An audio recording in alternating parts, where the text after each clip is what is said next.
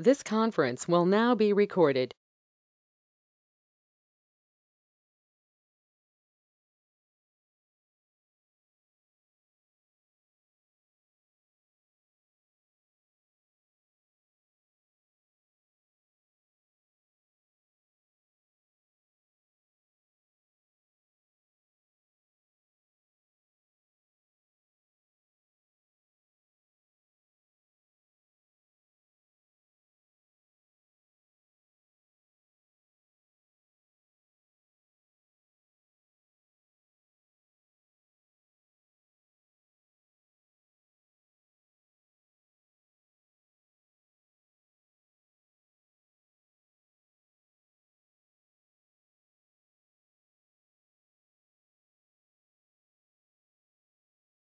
Hi guys, good morning, good afternoon, and good evening.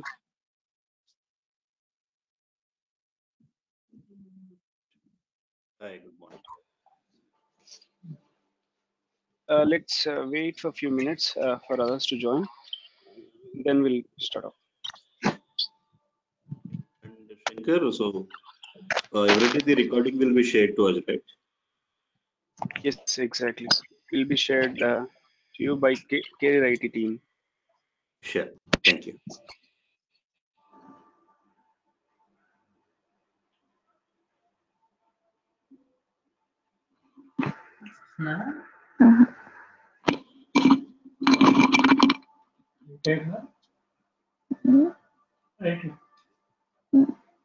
So while others join the training, so do you guys join the previous demo session? Do you guys want to have want to ask any questions? Maybe we can take 5 minutes time out of it, and we can discuss on those questions. You can ask if you have any questions, concerns, or queries, anything as such. Yes, Shankar. Yeah. So, yeah, in demo, I couldn't ask much questions because there was a time crunch. Yeah, Yeah, that's understand right. it. Travis. So, let's say I wanted to like while choosing the particular instances, like high end or low end or something. So let's say I'm designing a solution where we derive the architecture and I'm expecting some kind of a TPS, let's say 20 TPS to my solution. Let's say for that, Hmm. how do I decide which type of instance I can choose it so that I will not underutilize or overutilize my resources. So could you please Hmm. give me insights of it? How to So choose the you said TPS, right? Can you please yeah, elaborate it? transactions per second. Let's say we are designing Gotcha. Okay. some web service Yeah, yeah. where maybe 1 million users it might hit, wherein the read Hmm. write operations basis on which we derive the computation wherein okay we are expecting a 20 transactions per second to our web server Understood. Understood. and Yeah, it yeah, will be yeah, yeah. Understood. Yeah, understood on that part. So I'm going to give you some insights on that part as well, because what happens here is in Azure, as you know, everything there are certain limits for everything. Even basically a performance of a VM will be analyzed based on IOPS. We call them as IOPS, input outputs request per second. Mhm, That mhm, is one aspect of it, and then we will actually look at a Mbps, that is speed, how much speed your VM or disk can actually perform, be it upload or download or anything as such, and transfer data transfer between to and fro, so ingress or egress data. So mhm, one aspect is IOPS, other aspect is Mbps, and then we have remaining two aspects, as we already know, CPU, memory. So these are the four aspects which will actually can define how better your VM can perform. So let's say as per your request, so you said how much 10,000 transactions I mean, per second is it? like 20 TPS, like 20 transactions per second. Let's say if that is the let's say Uh, derivation from the yeah, that's user that's base. much much easier one. Yeah, it's Maybe very you can small. actually go for a Yeah, yeah. So just to answer your question, in Azure we have a minimum of 500 transactions per second. So the minimum, any instance that you pick, you get minimum of 500 transactions. That's the minimum you'll get. So and also in case if you want to go beyond it, and you have up to maximum of I'll just quickly show you one article. Let's say, I mean, there are a lot of things that we can discuss. So most likely, most of the times you don't actually experience slowness on a VM side. I mean, so in Azure, to give you a better example, I'll show you one. Just give me a minute. Let me bring that article out and then I'll show you.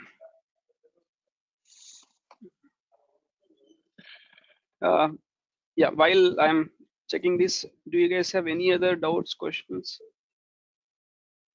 I will answer this. Anyways, anything else that you want to ask me apart from this? Yeah, what is the memory limitation for VM? That depends. Depends on the VM size. Who is that? Who asked this question? The name. Srinivas. Yeah. Srinivas. Yeah, Srinivas. Actually, for memory limitation, Azure actually provides multiple different VM sizes. So based on the VM, if you we have a VM starting from 1 Gbps, 1 GB of memory. At the same time, we also have a VM ending with 1 TB memory as well, 1 TB, 2 TB also. So we have such big VMs as well. At the same time, we have very small VMs as well. Both are available. Okay, 2 TB is the highest so, one. Yeah. I think in case if you still want a bigger one, you can always reach out to Microsoft. They will find a way to provide a better one. Meet your expectations. That's what I mean. Yeah. So I mean, in normal Azure portal, if you go and if you try to check there, so you may not find it. But what you can do, you can just submit a request to Microsoft. They will definitely meet your whatever the demand that you have. They will definitely try to meet those expectations or whatever requirements that you have. For sure. I mean, they will find a way. They will show you a way, because ideally it's not something you not only build a single VM, right? If you need let's say you need some 2 TB of RAM, even if you don't get a 2 TB of 2 TB RAM VM, what we'll do, we'll create 10 VMs which can 10 VMs with 200 GB RAM. So that will actually suffice our requirement, because we have those options as well here, right? So I mean, based on the requirement, we'll definitely able to find a solution for that and move further. In case if you're not able to find something, you can always reach out to Microsoft support. So there are certain things that are not visible to us, but Microsoft will definitely help you in those things. So to answer the previous question, this is how it looks like. I'm not sure who asked. Is it? May I know the name, please? Durga. Yeah. So Durga, to answer your question, so it looks like this. Okay. So a VM will have certain limit on top of VM, but most likely your VM limit will be somewhere in a higher side. When I say higher side, this will have some around 40,000 IOPS, something like that. So the VM limit will be most of the times will be higher side. So you will not see any problem. And throughput also, sometimes you may see throughput problem, because your VM can only offer some 100 Mbps based on a VM side that you select. And based on if you select higher VMs, and you will get higher size, so higher throughput. So that's another.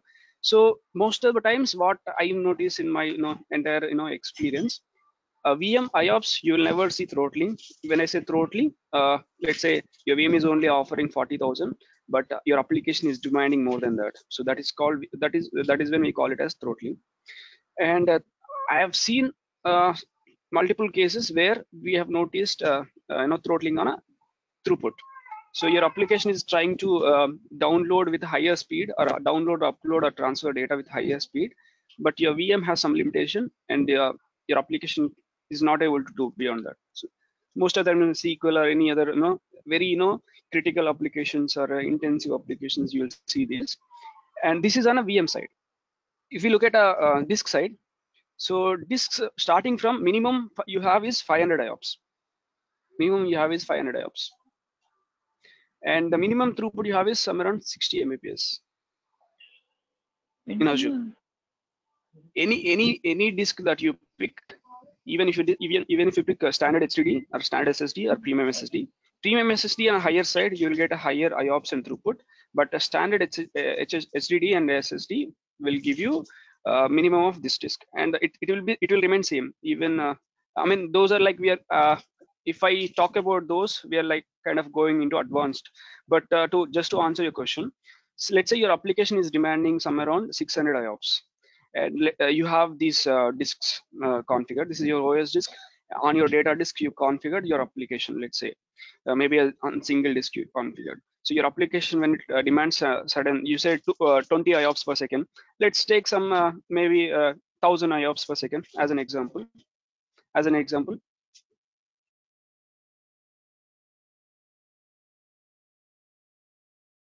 So let's take an example as some 1000 IOPS per second. So if you take example as 1000 IOPS per second, then your VM, as we know, it doesn't have a limitation. It has a limitation of 40,000, so it will easily pass it on. Then, but when you look at these disks, all these disks have only 500 IOPS. So here you are seeing request. A application is demanding 10,000 IOPS, but your VM is actually allowing them, because your VM has that capacity to allow them. But if you look at your disks, so we are demanding 1000 IOPS here, 4500 IOPS here, and again 4500 IOPS on these disks. But what is the response you're getting in response? You're getting only 500, 500, 500. So although your application is demanding 10,000 IOPS, you're getting only 1500 IOPS because of your disk limitation. So that is when your the premium disks will come in picture. These are E30, nothing but standard SSD disks. These disks have only let me bring up that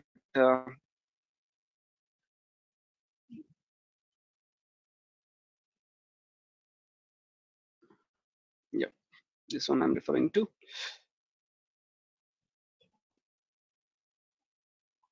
Yep. So if you look at this disk, this is a premium disk. I will come to this part later.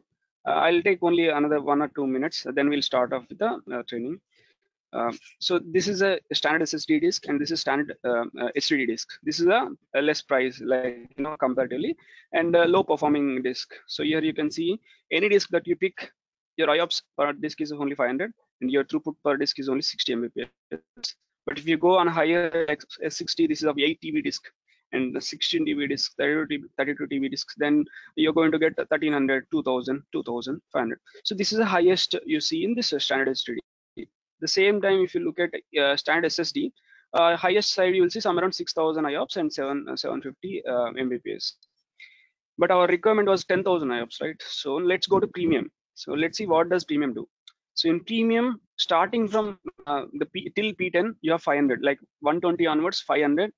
You'll see the as in when you increase the size of your disk, your IOPS also will be increased. Whereas in this, till certain point, your IOPS won't increase. You'll see same IOPS and throughput, because that is how they are designed. And so here, let's see if you need 10,000 IOPS out of 3 disks. So probably you can go with P30, P20. So P30 we can suffice. So here you will get 5,000 IOPS and 200 Mbps. Let's see how much maximum it can offer. If you go for P8 32 dB, it does provide 20,000 IOPS, and of maximum busting. This we call this as busting. So let's say I'm giving only 20,000, but I want Azure also provides you busting. That is something.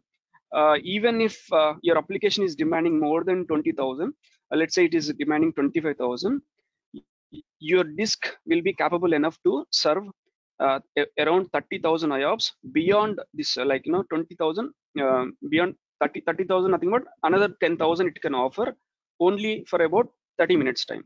So in this 30 minutes time, if the application is still demanding, it does provide, but beyond 30 minutes time, it will come back to the original, this one 20,000 limit. So that's how it works.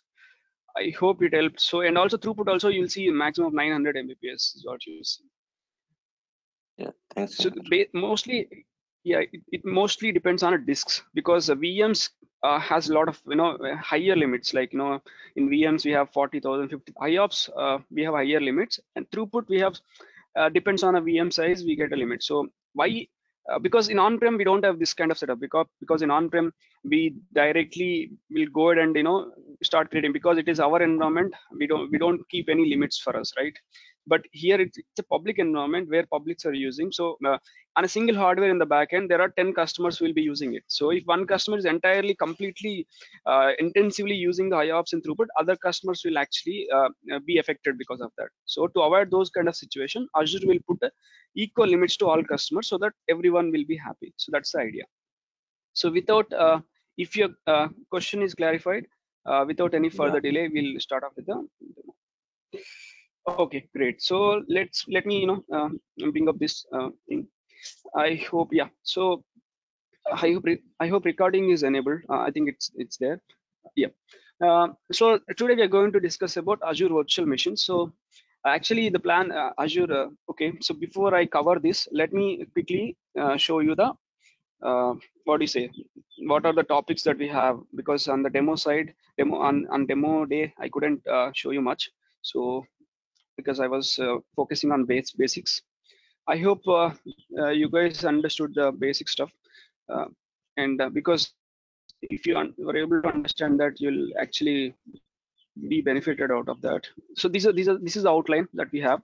So we have so don't worry about these numbers, because I will teach you in a way where I want you guys to focus on a primary, first of all, the main things, because my approach is that I will first teach whatever is very much important to you guys, then slowly I'll start reducing it. So that's the way I am not following this the numbers.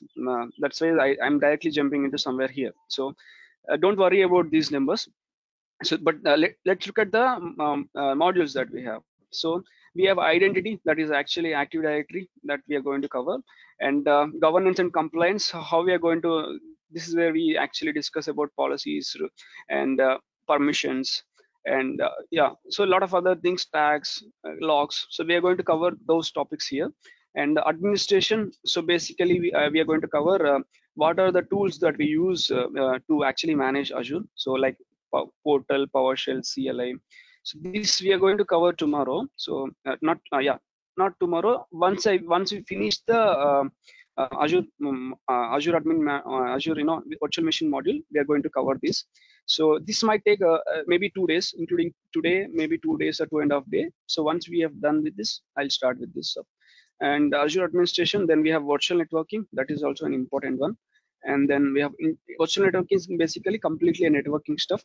In virtual networking, intersite connectivity, traffic management, these three are completely related to networking. So intersite connectivity is something like we are actually enabling connectivity from on-premises to Azure. How do we do that? How do we achieve that? All those stuff we're going to see. And traffic management, this is where we see load balancing and using application gateway and load balancer.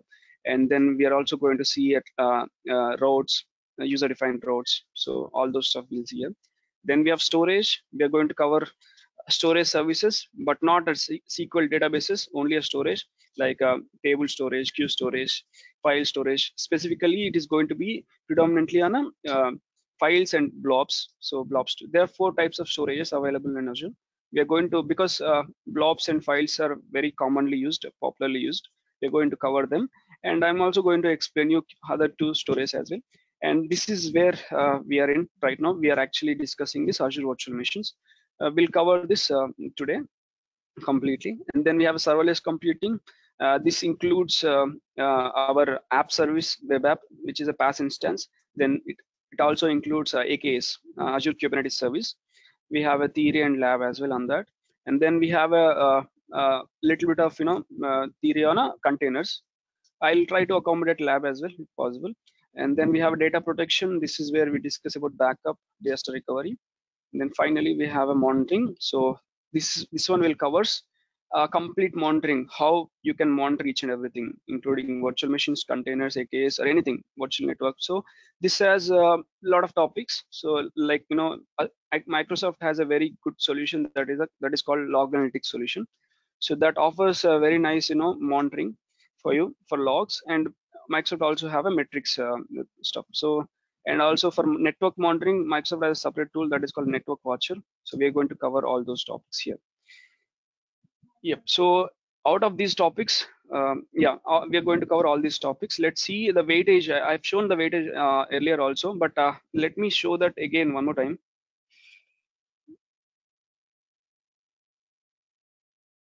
is okay. Yeah, I was able to do it.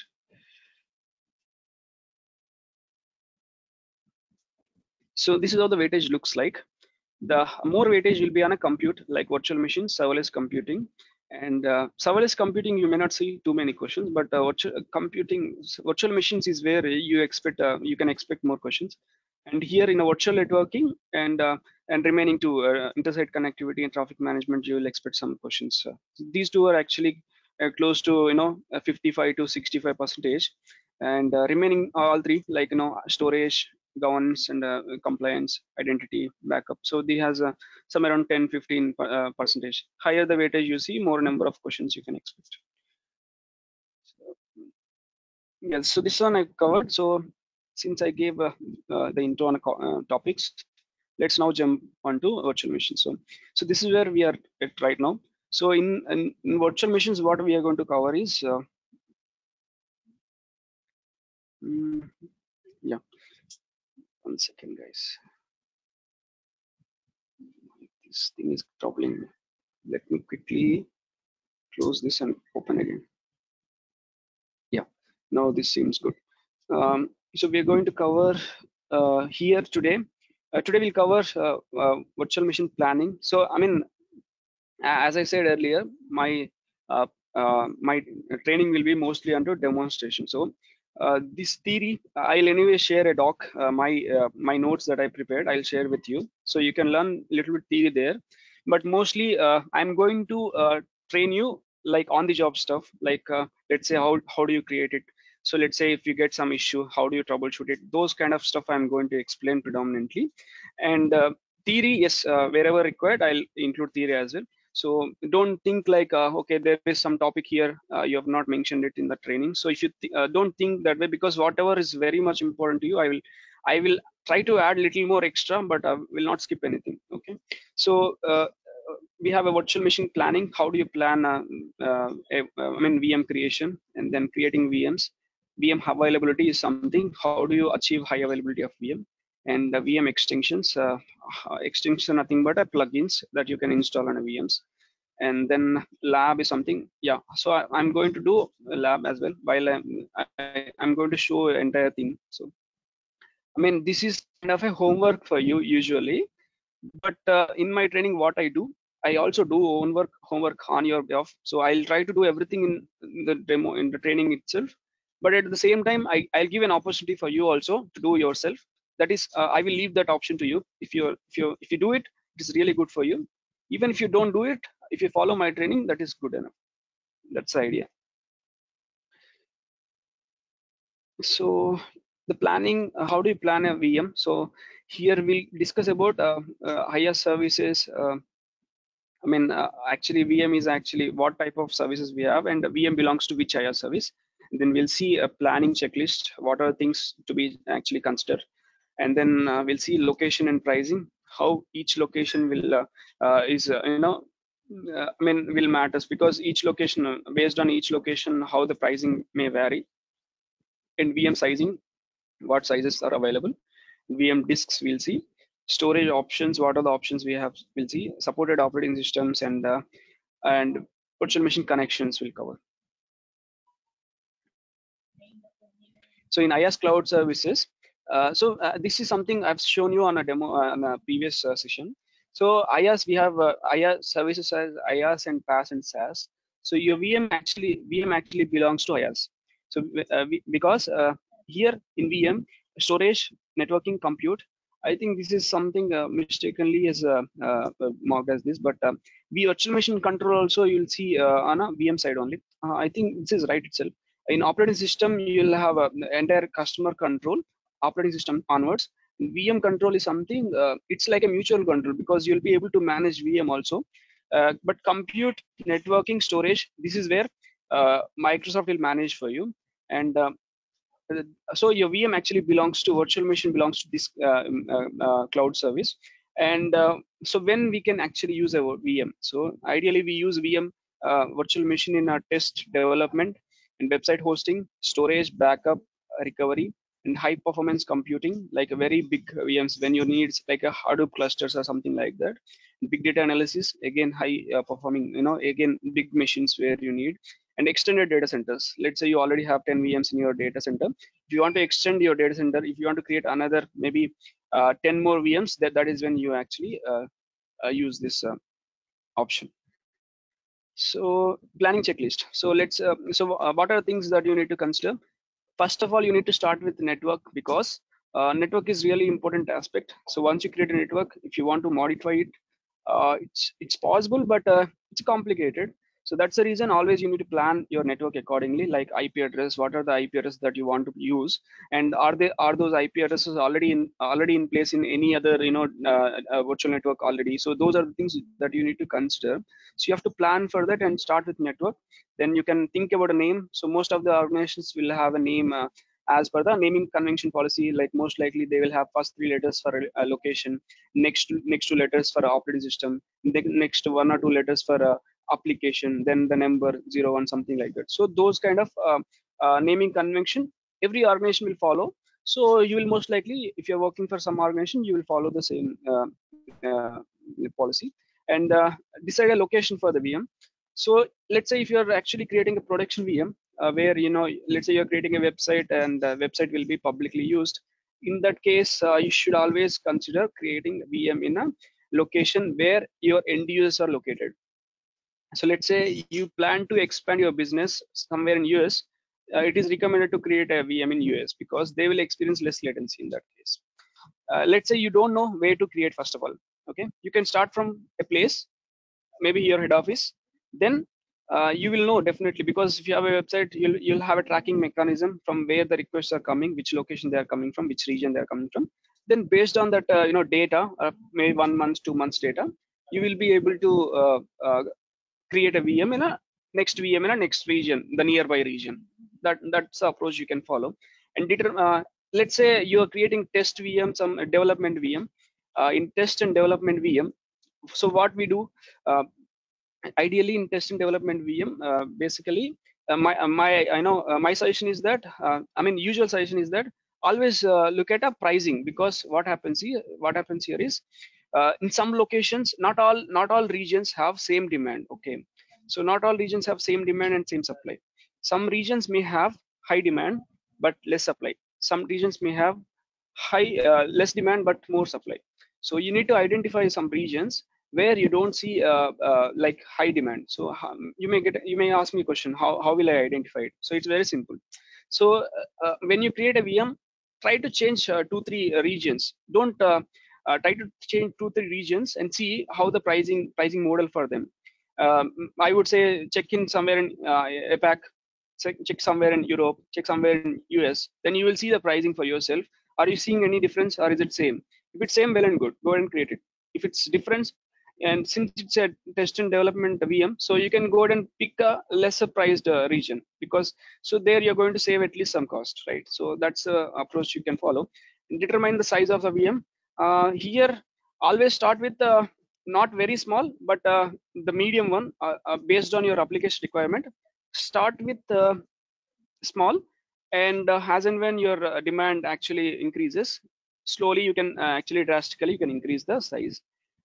And then understanding pricing model, you should understand what are the important factors that actually will influence the pricing. So when I say influence the pricing, let's say if you're creating a VM, your VM compute resources, CPU, memory will actually influence the pricing. Then if you're choosing a disk, if you choose a premium disk, your disk is also going to influence the pricing. Additionally, if you store any other data like boot diagnostic or any diagnostic logs, so those are also storage also will actually consume some storage. So on per GB basis, you will be charged for that also. So ideally, so you need to understand what are the components actually, and also transactions like egress and ingress. How many transactions that happens on the VM. So that is also important. So based on, I think ideally you will see for 10,000 transactions, you will see 0.01 rupees, something like that. You will see USD, something like that. So that's how it works. And considering the storage for VM, what storage that you want to go for it. So you have a managed disk and unmanaged disks. Managed disks is a preferred one. In managed disk, you have premium SSD, standard SSD, standard HDD disks. So I'm going to show you those in a training anyways, in a demonstration. Selecting operating system. Azure provides a lot of different varieties of operating systems. In Windows, you have all Windows versions starting from Windows Server 2012, and Windows 2008 is they're supporting it till next year, I guess. But there is no provision for you to create a new VM directly. Like there is no image available for you. Windows 2012 R2 is onwards. 2012 onwards is available. Windows 10 is also available, and provided you already have some license. And then in Linux, you have all flavors like starting from Red Hat, SUSE, Ubuntu, CentOS, Oracle Linux, Debian. All flavors are available. Even customized flavors are also available. So this pricing stuff, as I've mentioned already, and the VM series is sizing is something important. So VM series is something important because Azure provides different types of VM series sizes, because each series has its own significance. So each series has its own significance, because this is an entry level one, very basic one. The price will be minimal. This is a busting. It's a medium level one, not a production. It's like a medium between production to your development, somewhere where you can save some cost, at the same time you get some good performance. And then you get somewhere D series. These are all for production, and you'll get some compute optimized. Optimized is more focused on CPUs. You'll get more number of CPUs compared to other VMs.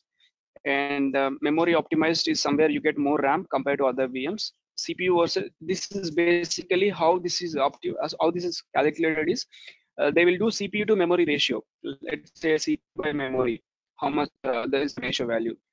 So compared to other VM series, the ratio value will be higher here.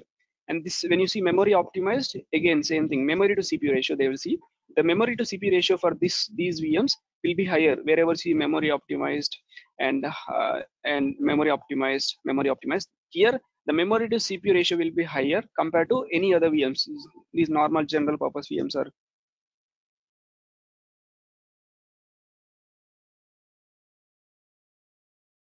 Okay, so normal general purpose VMs stuff, and this is where you have high performance computing. So this is a very big VMs you get here, like 500 GB RAM, 1000 GB RAMs, something like that. And storage optimized is actually optimized for more IOPS and throughput, where you get more IOPS and throughput on a VM, and this VM specifically. And GPU enabled something is where you have a graphical processing unit for a gaming purpose. Yep. And looking at the disk storage, VM storage. So by default, in Azure, if let's say there are about 200 different types of VMs, I would say 200 to 300 types of VMs. Out of all of them, I think maybe leaving about 5 to 10% of VMs. Rest all VMs have this setup. Rest all VMs have this setup, temporary disk setup. I explained about temporary disk last time. So this temporary disk is directly coming from the physical hardware, not actually from your storage cluster. So the performance on this disk is will be higher. At the same time, the name itself is self-explanatory. It says it's a temporary. You only store temporary data like a cache information page file, but not actually a permanent data. So there are chances that you may lose the data when your VM is failed over or migrated from this host to another host, because this disk is directly coming from the physical hardware.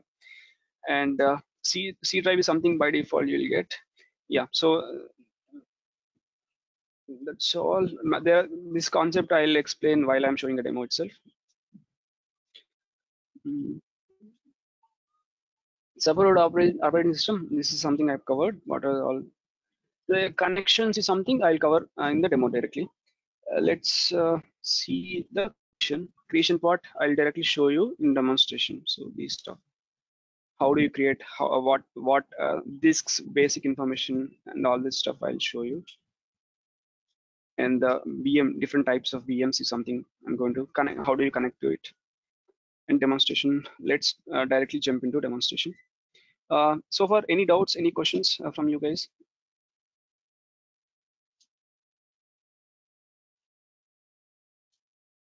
Okay, you guys are very silent. What kind of storage do you use? Sorry. Sorry. This is Yeah. Srinivas. Sorry, please go on. Yes. Yeah, coming to storage, what kind of storage they will use? I mean, vendors. My application does not support some vendor storage. That's what I want to know. When you say vendor storage, what do you mean by vendor storage? It mean like a pure storage or XTML. What kind of storage they will use? So those details, ideally, to be honest, those details Microsoft does not disclose. All you get is directly disks. They do not disclose what is the backend infrastructure. Okay. But in case so my let's say, application won't support some vendors like a pure storage or something. I mean, may I know which actually what does it support? I mean, which storage does it support? And if you have an idea, because Microsoft not only provides their own solution, they also have vendors like NetApp Files. So they also have the third-party products available in the marketplace. So let's say, I mean, in your case, what ideally what you can approach, what approach you can follow is, so one thing what you can do. Ideally, let's say if your storage doesn't support, one thing you can do is first of all, try doing some POC, like proof of concept. Okay. And in POC, if it doesn't help, then going for reaching out to Microsoft, stating this is something is not supporting. Because in POC you will get to know like whether it's most of the times it supports, because Microsoft, because it's a as I said in a previous session, out of Fortune 500 companies, 95% companies are already into Azure. So you can think about, they will definitely think about all various sorts of applications and all the stuff, until unless there is very customized one, so which really doesn't support. So that is when you can always reach out to Microsoft. They will give you best possible stuff to you. And if still, if that is not possible, and you will also have the custom storage options available like NetApp. That's an example I can say. Okay. But my question is, do you know which application it supports basically? Which storage does it support? It's something like Blue Coat. It will not support pure storage. I don't know reason, but every time we will move to XtremIO or something. Okay, so you use XtremIO. Okay. Just a minute, guys. Okay. Yeah. So you can follow the approach that I said. Okay. Is that okay? Yeah. Yeah. Did I answer your question, Srinivas? Yeah. Thank you. Anyone else has any other questions before we move on? Is the same scenario when we are working for the organization, because they have their own internal pricings, or they have to follow the Microsoft pricing only?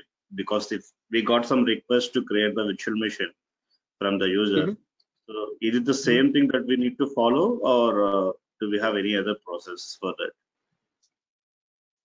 Okay, that's a good question. So Microsoft only will provide you the infra, but Microsoft doesn't, give you some what do you say?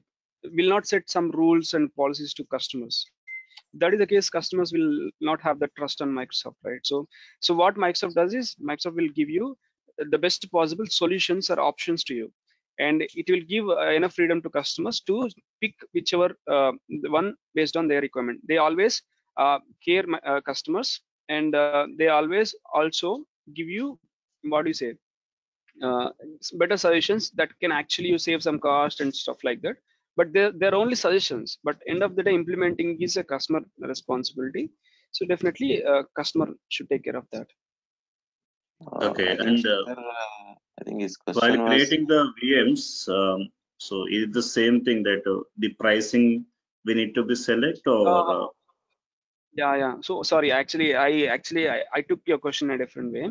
So the pricing is something is defined by Microsoft, so customer cannot change the pricing. So is that's the question? Let me first of all understand your question. Okay, so your doubt is that regarding pricing, does customer have an option to customize it, or they have to follow the whatever the pricing model that Microsoft has given? Is that your question? Not my question. No, that's not my question. So what I'm asking is, so generally, like in the lab session, what you're saying, so if you want to create one VM, we have to be select based upon requirement and the pricing model, right? So if we are working for an organization and if we get some request to create the VM, so is it the same thing that we need to be follow there, or in organization it will be the different? So because they already have a budget, right, to create the VM, so there also we have to use the budget to create this VM, or it will be a different scenario? Still your question is not clear. Can you come again? Sorry. Let me put it this way. I think Yeah. there will be some customers who have enterprise, licenses of Microsoft. So maybe there will be some loyalty Microsoft customers, enterprise customers. So for such customers, does Microsoft offers a discounted price of this cloud infrastructure, or everyone will have the same kind of a pricing model which they need to follow, so that the architect can choose the right the configuration accordingly? That's what his question is. Now I understood your question. Yeah, so thanks for that. I mean, I'm not seeing the name, but thanks for that. So actually, to answer your question, there are different types of the partner, the model, so that Microsoft actually approach. So there is always something like enterprise agreement. So enterprise customers are something like a big customers. So those enterprise customers will directly talk with Microsoft, and they will directly talk with Microsoft, and they will get the discounts always on a software assurances on a SQL or a Windows Server licenses. So enterprise customers will always get a benefit because they directly will talk to Microsoft, and they will get all. So it's something like that. They will do some monetary commitment initially, and the end of the year, how much ever they utilize, so they will pay that.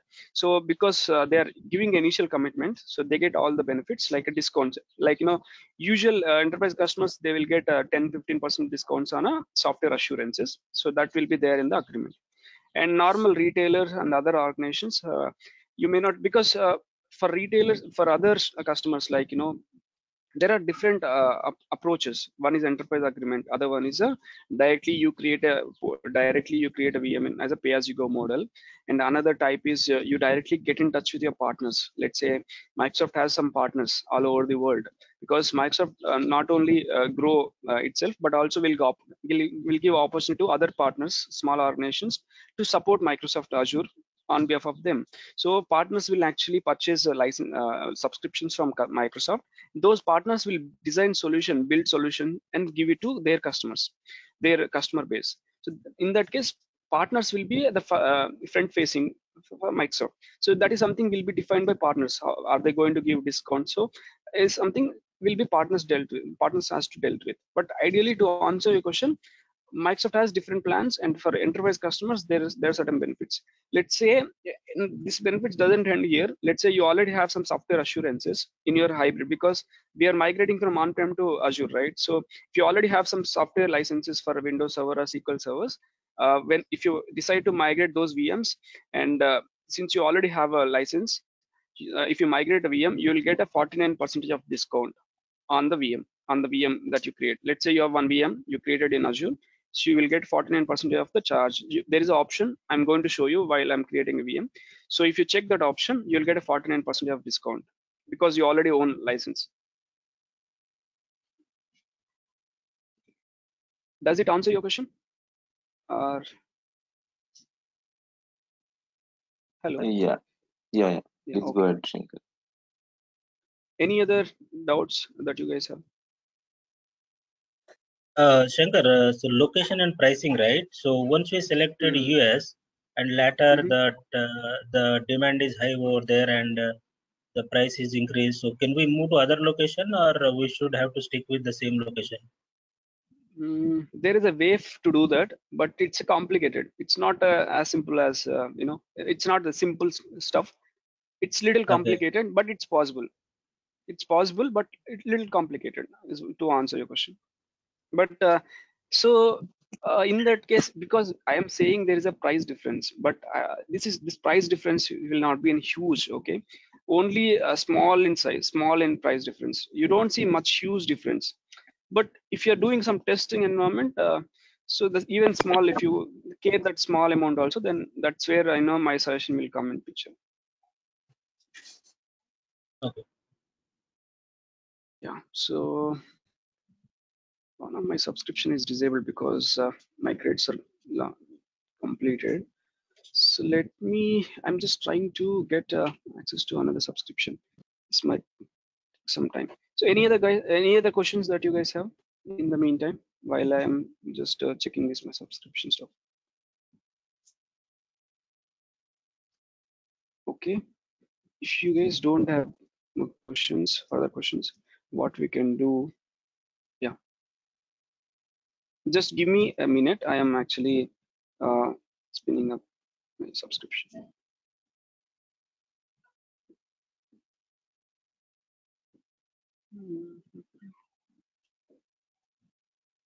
Okay, here we go.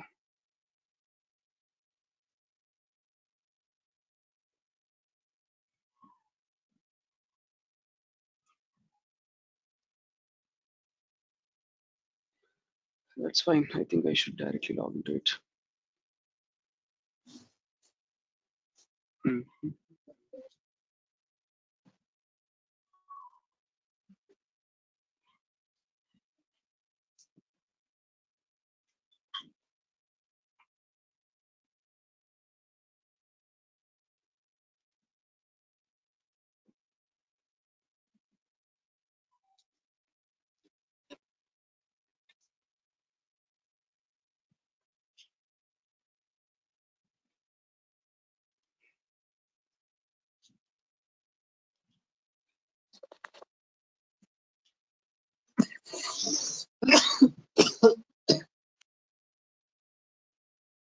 Yeah, we are almost there. So, yeah.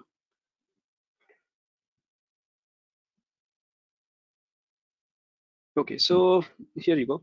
Let's do one thing. So here, let's first create a VM. Am I in right directory? Yeah, so we are in right directory.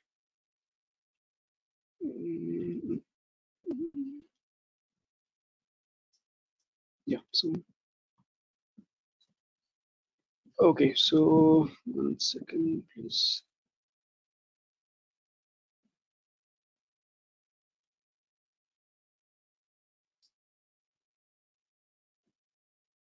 Okay, so let us create a virtual machine now. So initial approach. Yesterday we have also in previous session also we have created a virtual machine, right? So the same thing that actually we can follow to create a virtual machine. First thing that you can do, directly create a VM from here. Today, what I'm going to do while creating a VM, I'm going to explain each and every option that we see in a virtual machine. Let first of all, to create a VM, as I've mentioned the last time, so you might you would need a resource group first of all, right? So let's create a resource group first today. Resource group is basically a logical container that will contain all your application, whatever. So resource group is must. So two things are must. That's the reason you see something like project details. These two things are must when you create any resource, any service, any instance in Azure. So one thing is subscription. Without subscription, the subscription is a license for you to create anything. And the other one is a container. So when you create anything, you have to organize them properly, right? So that is when the container will come in picture. This container is mandatory. So these are two things mandatory. So let's give some name as Shankar, if you don't mind, if you can follow the naming convention which has been followed in the enterprise, so that it will be easy for us to, you know, to do the So same basically, thing. yeah. So basically, in enterprise, what they do, they will give this naming convention as an application name. So, like I have a website. Okay, I'm actually creating a VM to build a website. Then what you do, you will follow the naming convention as a website, something like a because naming. Because I have worked with many customers. Okay, I have seen a naming convention. So this naming convention will never be same. That's the reason you should always stick with the naming convention with your organization. So if you stick with your organization naming, because every organization will have a naming policy, but ideal approach is most of the times what I noticed a common thing. I don't see a specific naming convention that they follow, but the common thing that what they do just to remember the resource group. Okay, let's see when they look at a resource group, they should know that okay, this resource group is actually be created for particular application. So you should be in a position to recognize that. That's all you. I mean, if you are able to do that, yeah, you have achieved that. So so ideally, if you're building an application, you actually create a resource group with that application name, something like that. But here in our case, we are just doing a demo. So that's the reason, because my approach is again same, because I'm No, doing demo, my no, name is. generalized naming convention, if you can address it across all the resources which you're going to create, so that it will be easy for us to follow. I mean, in our own way. Anyway, company wise, we will follow it, but just for the So actually, okay, so I understood your problem. So what I'm going to do is, because I'm going to do these labs, because I mean, the moment we get a names, right? So that is also something instantly, whatever you get, you put the name, because we are doing lab. But in my lab instructions, I'm going to share lab instructions as well, as I said, like for you guys to do some homework. So there we are going to have a proper naming conventions for your practice. So does it make sense? Okay. Let's create this resource group. So this tags is something we'll cover this separate topic. You will have this tags concept in a compliance stuff. So my RG is created. So last time I actually searched here, so to create. So once our resource group is created, so this is where you see create option. So if you want to create, now you have options like to create a virtual machine, whatever VM. So if I'm picking a today we'll create a Windows, tomorrow we'll create Linux. I'll show you Linux also. So in my case, I'm choosing some Windows demo VM. Here again, my naming convention is actually aligned to my job, whatever I'm doing, because I'm doing it lab and demo, so I'm giving this name. But ideally, let's say here in this case, since you asked, the naming convention that you can follow, East US, something like this, then Windows, something like this, and then application. So if I'm using this as a web application, probably you can either use web application, something like that, or IIS, something like that, and maybe you can give some name as 01, something like that. So this is the approach you can follow to give you some understanding. But actually, I'm not I'm not using East US. I'm going with East Asia. East Asia is sitting in Hong Kong. So I'm using this. So let's find East Asia. Maybe I'll give something like that. Okay. And then this is where you have the option like availability set concept. This availability set concept I will cover for sure, but in next slides probably tomorrow or day after tomorrow, because this virtual machine we have for 3 days. And this is where you choose VMs, different VM images. Okay. When you see different VM images, so I told you there are a lot of VM images available. Here you can see list of VMs. These are not all. These are only popularly used VM images. You have Ubuntu, SUSE, Red Hat, Oracle Linux, Debian, CentOS, Windows servers. You have these three, and then Windows 10 that you have. So I'm going with Windows 2019, which is the latest one. And this is the another option that you see, Spot Instance. So if you are wondering what is this, actually Spot Instance is something like just to give you some like in a layman terms, to give you some example. Let's say in big billion days you'll have something like a flash sale, something like that, or else in what do you say, in shopping malls they will give you some like season sale or something like that. They'll give you some discounted prices, right? I'm not getting that exact name, but let's say they are actually in a plan to manufacture new clothes, and the old clothes they're going to sell it at discounted price. They do it, right? So here the approach here is, the idea here is when Microsoft actually all the data center may not be in use, right? There are certain capacity that is still in an unused state, in a free state. So Microsoft will try to give that free capacity to capacity at a discounted price. At a discounted price, the discount price is very you'll be charged very minimal. The price will be like 0.0155 hour. So you'll get almost 90%, 80 to 90% discount you will get on this. So if you want to see this discounted price, Discounted price is something you don't see here. Yeah, pricing you'll see here, but at certain condition. Okay, so it doesn't come for free. You have to accept one condition. The condition is that they will give you a VM at a discounted price whenever they have a free capacity. Free capacity in the sense the free whatever capacity that you have, they will actually give it to you at a discounted price. But one condition, let's say there is some ex customer is actually requesting for a same VM, some VM, and the ex customer is ready to pay 100% amount, then Microsoft will take your VM away from you and will give it to them. So if you only accept for that condition, you can always go for it and use it. Sometimes when you try to create using this option, you may not get VM creation may not be successful because maybe there is no free capacity out there. So that could be the reason. But you will get, because I myself use stuff like that, because when you do testing labbing, so it is always recommended try to do it, but it is not that easy that you get, because most of the data centers are completely, they are actually in use. So they may give, may not give, but this is an option that they're providing it. Sometimes you may get it. I am still using it, so sometimes I use it. But agree on condition that whenever Microsoft want, they will take the VM back, just to be very simple. Because they are giving it a discount price because they have some free capacity.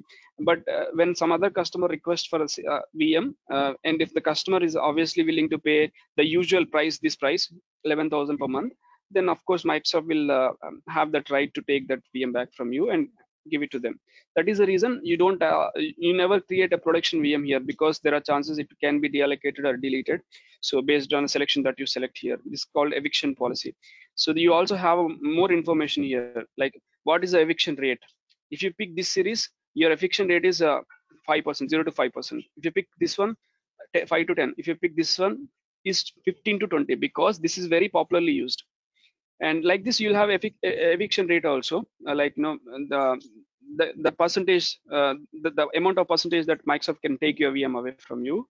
So that is what it means. And the selection, if you select this, it will be stopped Is that deallocated. been notified when an eviction is going to happen? No.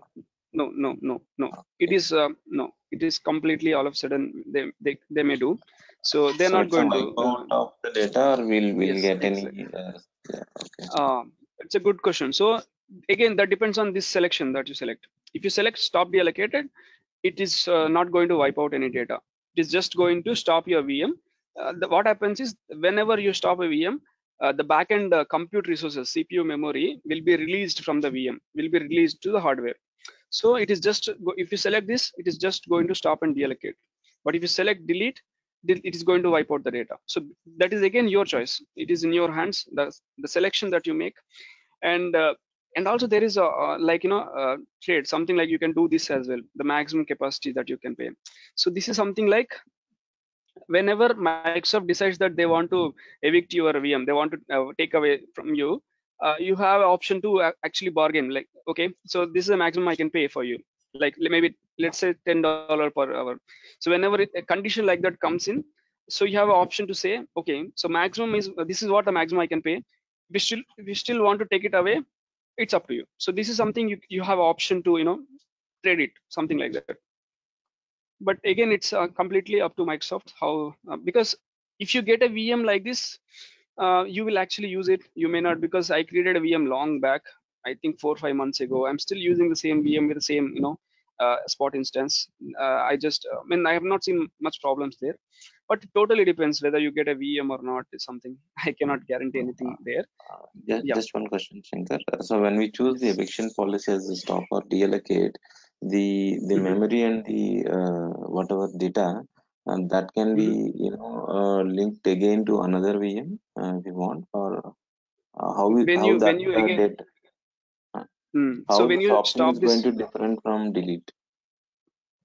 Yeah. So when you stop the VM, your VM will be stopped, but your resources like NIC card and data, OS disk, all they are going to be there. And when you start the VM, basically your VM configuration, just to speak. And when you start the VM, when you start the VM, again it will be like when we choose another spot instance, right? Let's say yes. You're just starting it again. it is going to check the spot instance only because you created with a spot. If there is a free capacity, your VM will be started. If there is no, then it may not start. But in delete Understand. also, yeah. The question was like the previously stored or existing the OS or I mean the memory. Can that be tagged to the new spot instance which we are going to create it again, or how that data I can use it?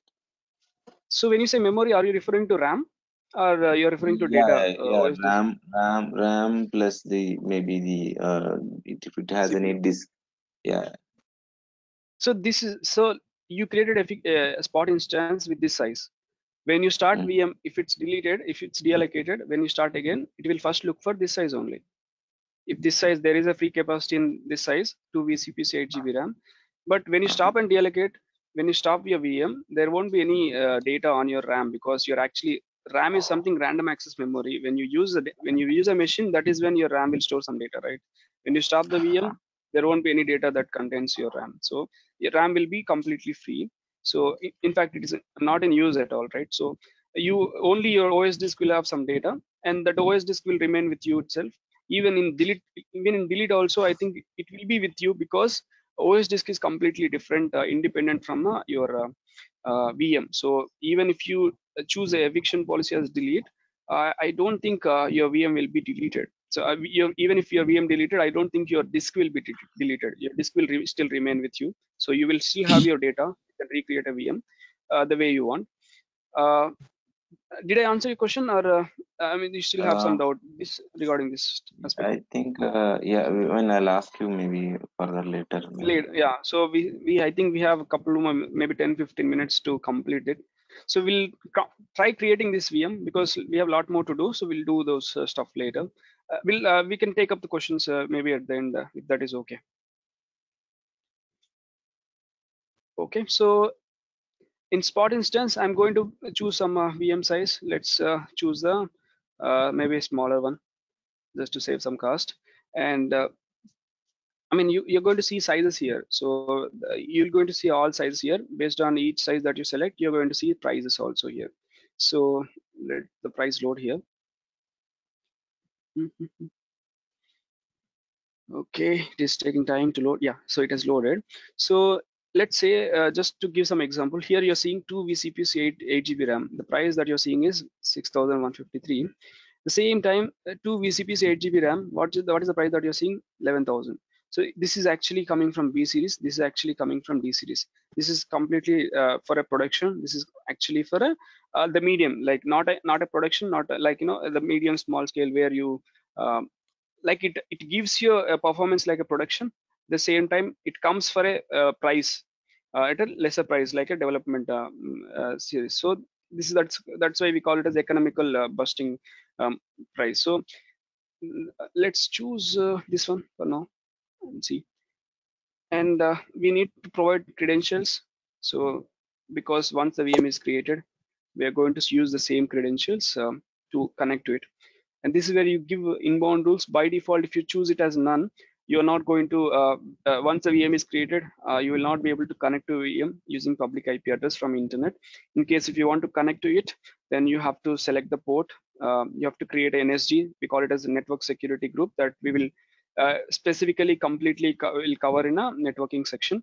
But just to give some idea, this is how it works. So in case if you want to select, if you want to also, I mean, let's say you want to configure a website inside a VM and you also want to access the website, so you can actually enable this 443, and if it's HTTPS 443, HTTP 44 for 80 is what you can select. And in disk section, you have these different types of disks starting from standard. This is standard SSD. HDD is a minimum, like least pricing disk, and also performance will be comparatively less performed. This, and the standard SSD is like a medium one, and the price also in a medium range. Premium SSD will charge you a little higher on higher side, but it will also give you a better performance. And at the end that you see is ultra disk. This is going to give you, there is no limitation for this disk actually. It does provide you some thousands of IOPS, but at the same time it is also going to charge you a huge amount. So I'm going with the premium SSD for now. And So if you want to attach a disk, we have covered this topic. I'm not going to attach any as of now. This is where you will see some stuff in advance. By default, it will be hidden because Microsoft don't want customers to go there and check, explore this and do this stuff, because Microsoft actually they suggest to go for a managed disk. This it says that by default it selects the managed disk. In case if you uncheck it, this is the moment you uncheck it, it's actually you're saying that I want to manage my own disk. Let Microsoft do not manage disks. The problem here is when you want to manage your own disk, there are a couple of challenges that you encounter here. These challenges are listed here also. Clearly, the moment you unchecked it, it has given you some details here. Because if you go for an unmanaged disk, it is something you are going to manage those disks. And there are certain things you may not manage properly. Instead, if you choose Microsoft to manage it well, so Microsoft will manage that for you very well. And the price wise also, you're not going to see very huge difference, but a small difference that you're going to see, that's all. So here the fault tolerance, I mean these details, my suggestion is that this unmanaged disk stuff will definitely will go away in future. You can directly focus on managed disk, but in case if you get a question something like what is unmanaged, what is unmanaged disk and all, so you can say that when you actually end of the day, a VM is actually will have a disks in a VHD format, right? So if you choose unmanaged disk, those VHD disks files will be, if you're aware of Hyper-V, ideally VHD files will be stored in a folder, right? So here also those VHD disks files will be stored in the storage account in a page block. We call them in page block. So they're going to be stored there, and you're the one who is going to manage them. Let's say when I say managing, high tolerance, this fault tolerance is one thing that you have to be responsible. Let's say if storage account gone bad, so something and also high availability is one thing, and the IOPS, each storage account also will have some IOPS limitation. That is actually about 20,000 IOPS created. Okay, 20,000 IOPS on a storage account level. So when you say 20,000 IOPS, those 20,000 IOPS, if you are actually going beyond 20,000, unknowingly if you have created some 50, more than 50 VMs, 50 disks inside a storage account, you're going to definitely see problem, right? So in that case, you have to move the disks from different from one storage account to another storage account. So this you'll have to follow through all this process. So it is always recommended to go for a managed disk instead. And in networking, so this, I think we have not created a VNet. So we are directly creating a VNet here. So I mean, in case you have not created it specifically, it is always recommended to create a VNet separately. And then select this drop down and select that VNet. But here in our case, we are directly creating it from here. Here in testing and development is something is okay, but in production you always create a separate VNet, the way I have explained in the last demo. And NSD is something the public IP, if you want to select this is where if you want a public IP, you give some name, and if you don't want, you can choose none. And inbound NSD is something I've covered. And load balancing, if you want to put this VM under a load balancer, this is where you go and select a load balancer. In our case, we are not choosing a load balancer for now. And boot diagnostics is actually, it will actually capture the boot diagnostics. Let's say your VM is stuck somewhere in a boot. So if you want to check those information, so you'll be able to, if you enable this, it does capture. It will show you a screenshot of your VM actually, the VM screen. I'm going to show you that as well. And identity, Azure AD, if you want to integrate with Azure AD, you have the option. Auto shutdown is something you can go for it if you want to automatically shut down your VM without just it will send you a notification 30 minutes before, and it will shut down the VM. The email is okay. Then you have this extension. In the review create. So this is how you review. At the end, you will see the pricing as well on an hourly basis. We are just going to see the VM creation for now, but tomorrow we'll directly start from here and we'll take it further. So once a VM is created, there are a lot of inside VM. So what are all the options that you have? We are going to explore all those options tomorrow, because we are running out of time already. So because you guys might have already have some schedules or plans. So we will again meet tomorrow and we will cover remaining stuff of this virtual machine. So far, any doubts that you guys have?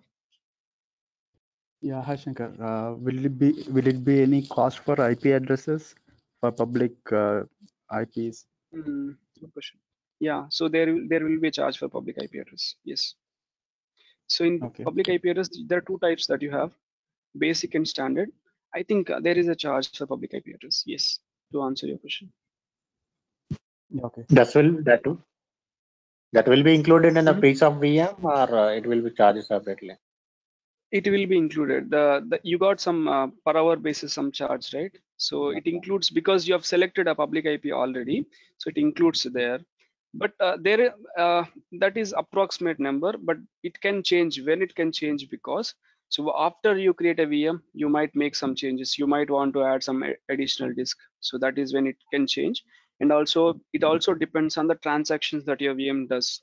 How many IOPS in and out transfer, so upload or download. So those transactions also will define the. So that is something is not included while creating a VM, but it totally depending on the job while VM is running. So that is when you see the stuff. Let's Okay. say have created the VM and assigned it to public IPs. So the cost will be varied. I mean, increased based on the IP addresses, or the IP So address can will you be come included again? in the. Can you come again? Actually, Can you come if I again? create the virtual machine, okay, Mhm. and I have added two public IP addresses. I mean, two NICs. Mhm. Let's say. Yes. So the cost will be, there. You have created a VM and you have created a public IP address, is what you said, right? Yes. Yes, right. Two public IP addresses I have assigned to that VM. Just to answer your question, it is not possible to assign two IP addresses, two public IP addresses to single VM. You can only assign one public IP address, but you can assign two private IP addresses if you want. 2, 3, multiple private IP addresses are possible, but multiple public IP addresses are not possible. Okay, so there won't be any cost for separate costing system for IP addresses, right? I mean, public IP addresses. No, I said yes. There is a Okay. cost involved for public IP address. My answer is yes. There is a price for that. Okay. Ideally, how it has to be managed is, suppose if you have two VMs, that needs to, then you can set up one load balancer. Load balancer can have a public IP address, but the VMs can have a private addresses. So only we'll have to pay for the public IP address, which is tagged to the or linked to the load balancer. That way we can reduce the cost. Correct. So, I mean, you're not going to see a huge charge for a public IP address on a VM. Yeah, that is a right approach that you can follow. So, by following that approach, your VMs are not actually exposing to internet, so they will be safe. So that is approach. Load balancer approach. Basically, when you balance some load, when you balance the load, let's say you have 2, 3 VMs doing same job, and you want to balance the demand on these 3 VMs. That is when load balance will come in picture. Let's say you only have a single VM, but if you are using a single VM under load balancer, that is of no use. So it is not going to give some value there. So load balancer will come in picture when you actually balance the load that is coming from internet. So that is when load balance will be used. At least if you have two VMs, and if you want to balance the load across both of them, that is when load balancer will come in picture. But otherwise, if you are just using a single VM, you can simply assign a public IP address for it, and you can have NSG rules properly, and you can actually go ahead and use it. So that is approach you can do. If you actually create NSG rules properly, so your VM will be safe. So I'm going to show you how best you can create NSGs. That in a networking section. Okay, after creating VMs, we can reduce CPUs and memory. Yes, it is possible, but a restart will be required. Okay. Okay. VM restart will be required. And if you want to, yeah, please go on. Please go on. Yeah, if you want to assign multiple NICs, is it possible? Or? Multiple NICs also possible. Yes. Okay. So that for the pricing will be the same, or for that also we have to pay extra charge? NICs, I think you may not have pricing.